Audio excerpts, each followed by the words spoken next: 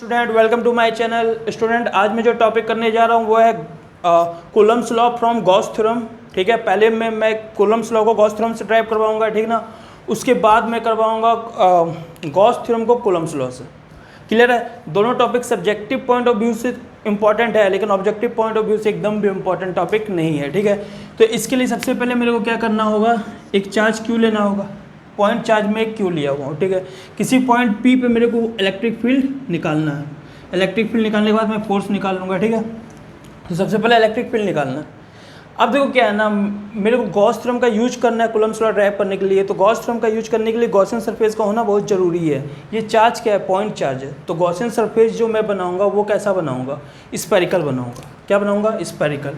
तो यहाँ पे मैं स्फेरिकल गॉसियन सरफेस बना देता हूँ, ठीक है। क्लियर है? यहाँ पे स्फेरिकल गॉसियन सरफेस मैं बना देता हूँ, ठीक। अब इस पॉइंट पे मेरे को क्या निकालना है? इलेक्ट्रिक फील्ड निकालना है। क्लियर है सभी को? अब देखो क्या, अब गॉस थ्योरम होता क्या? Flux equal to Q upon epsilon nought, यही पढ़े हो। क्लियर है? और फ्लक्स की एक और वैल्यू होती है, वो क्या होती है? ई डॉट डी एस, यही पढ़े हो। ये दोनों पढ़े हो ना। तो हम लोग ये लिख सकते हैं, according to Gauss theorem E dot D S equal to Q upon epsilon nought, ठीक है। वेक्टर भी सिंबल हुआ यहाँ पे। अब ध्यान देना, इस पॉइंट P पे ध्यान दो। यहाँ पे ना एक एलिमेंट्री एरिया लो ds, एक एलिमेंट्री एरिया लो ds। तो एक बात बताओ, इससे जो इलेक्ट्रिक फील्ड निकलेगा कैसे? ऐसे। इलेक्ट्रिक फील्ड इस चार्ज से निकलेगा कैसे? ऐसे। और किसी भी स्फेयर का एरिया वेक्टर किधर होगा? एरिया वेक्टर किसी भी स्फीयर का एरिया वेक्टर समझो, बताए हुए पहले, परपेंडिकुलर टू दी सरफेस होता है। और कोई भी क्लोज है तो परपेंडिकुलर आउटवर्ड होता है क्लोज के लिए, ये बताए हुए हैं, ठीक है। तो ये क्लोज सरफेस है, इसका एरिया वेक्टर क्या होगा? सरफेस का परपेंडिकुलर। सरफेस का परपेंडिकुलर होता है क्या? स्फीयर के केस में रेडियस। तो बताओ इसका एरिया वेक्टर भी किधर है? ds का भी डायरेक्शन इधर है और इलेक्ट्रिक फील्ड का भी डायरेक्शन इधर है, क्योंकि रेडियली निकलेगा ना इलेक्ट्रिक फील्ड। तो दोनों के बीच में एंगल कितना? दोनों के बीच में एंगल कितना बताओ? दोनों के बीच में एंगल कितना है? 0। तो सर हर जगह 0 होगा? यस, देख लो, ये एरिया वेक्टर लेते तो भी ऐसे और ऐसे 0। हर जगह क्या है? एंगल 0। हर जगह एंगल क्या है? 0। हर जगह एंगल क्या है? 0। अच्छा, ये तो फिर बहुत ईजी है, ठीक है। तो हर जगह एंगल क्या है? 0। हम आधा पार्ट इरेज कर दे रहे हो, वैसे क्लोज रहता है, लिखने में जगह नहीं मिल रहा। ओके, तो मेरे को ये पता चल गया हर जगह एंगल क्या है? 0। तो हम यहाँ लिख दे E D S cos 0 equal to Q upon epsilon not. Clear है? किसी को कोई डाउट नहीं है? कॉस 0 समझे कैसे लिखे? तो अब ई को बाहर करो, integration D S equal to Q upon epsilon nought. D S का इंटीग्रेशन क्या होगा बताओ? ये क्लोज का मतलब क्या होता है? पूरा एरिया। डी एस सब डी एस को मिलाओगे तो पूरा एरिया आ जाएगा ना। पूरे डी एस को मिलाओगे तो क्या आ जाएगा? पूरा एरिया। पूरा एरिया स्फीयर का कितना होता है? छोटे छोटे डी एस को मिलाओगे डी एस तो क्या आ जाएगा? पूरा एरिया आ जाएगा ना। तो बताओ ई 4 पाई, इसका रेडियस मान लो क्या था? ये जो स्फीयर था उसका रेडियस हम r लिए, तो क्या लिखोगे? 4 पाई r square Q upon epsilon not. बता इक्वल टू क्या आ गया? Q upon 4 pi epsilon not r square.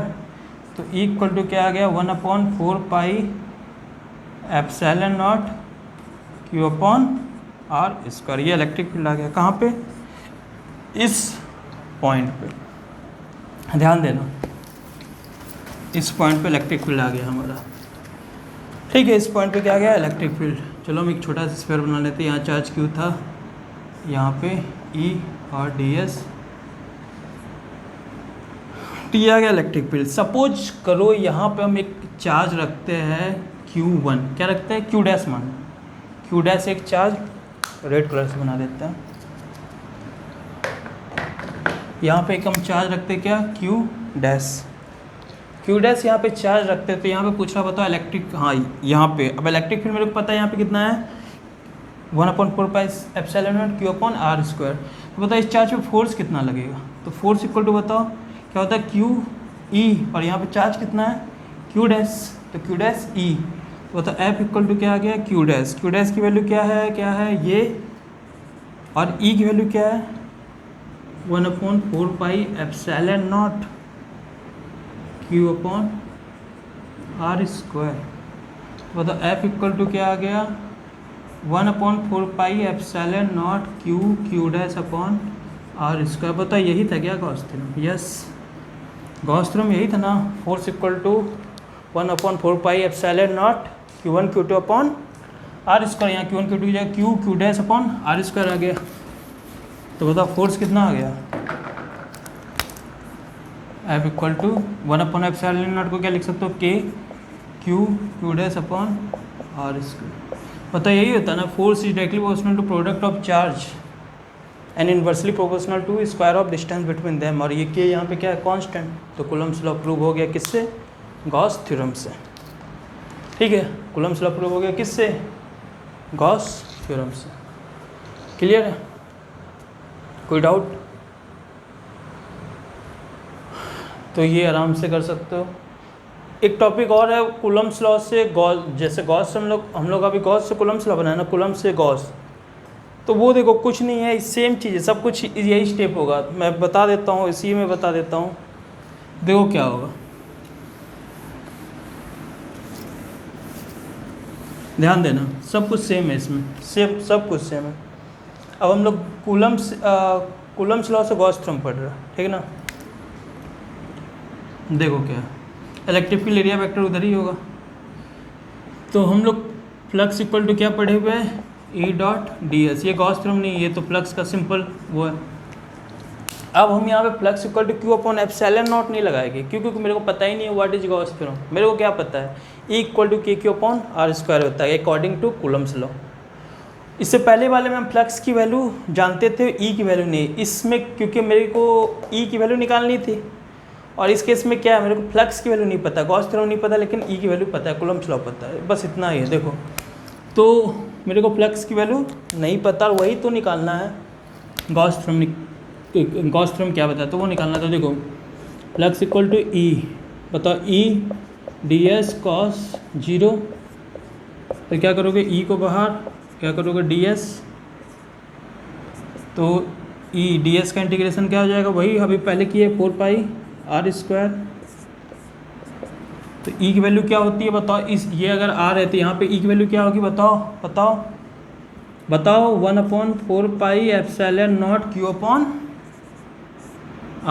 यही पढ़ो ना E की value according to Coulomb's law. Coulomb's law से फोर्स पर पढ़े थे, फोर्स से हम लोग इलेक्ट्रिक फील्ड निकाले थे, इलेक्ट्रिक फील्ड का फॉर्मूला यही था। क्लियर है, तो 4πr² ये वाला, और ये क्या गया फ्लक्स, तो 4π से 4π गया, r² से r² गया, तो फ्लक्स इक्वल टू बचा क्या Q/ε0। क्लियर है, कोई डाउट? ठीक है, तो बहुत ईजी है, दोनों में से कोई भी क्वेश्चन पूछा जा सकता है, तो आराम से कर सकते हो, कोई प्रॉब्लम नहीं, इतना तो ईजी कोई टॉपिक होगा ही नहीं, आराम से समझ में आ गया होगा। ठीक है, क्लियर? देखो ओके, मैं जो है ना लगातार वीडियो अपलोड करता जा रहा हूँ। ठीक है, तो अगर आप मेरे चैनल को सब्सक्राइब कर सकते हो और बेल आइकन दबा देना, जिससे कि जो भी वीडियो मैं फर्दर अपलोड करूँगा तो उसका नोटिफिकेशन आपको इजीली मिल जाएगा। ठीक है ना, तो अगर वीडियो अच्छा लगा तो सब्सक्राइब करो और बेल आइकन को दबा देना, जिससे कि सभी वीडियो का नोटिफिकेशन आपको मिल जाएगा। वीडियो अच्छा लगा तो लाइक भी करना, ख़राब लगा तो डिसलाइक करो। पॉजिटिव फीडबैक या नेगेटिव फीडबैक ज़रूर दिया करो, जिससे कि मुझे मेरा पता चलेगा कि क्या है क्या नहीं है। ठीक है ना, मुझे मेरी कमी भी पता चल जाएगी। क्लियर है? ओके, तो आज के लिए इतना ही, मिलेगा हम लोग नेक्स्ट वीडियो में, तब तक के लिए बाय बाय, जय हिंद।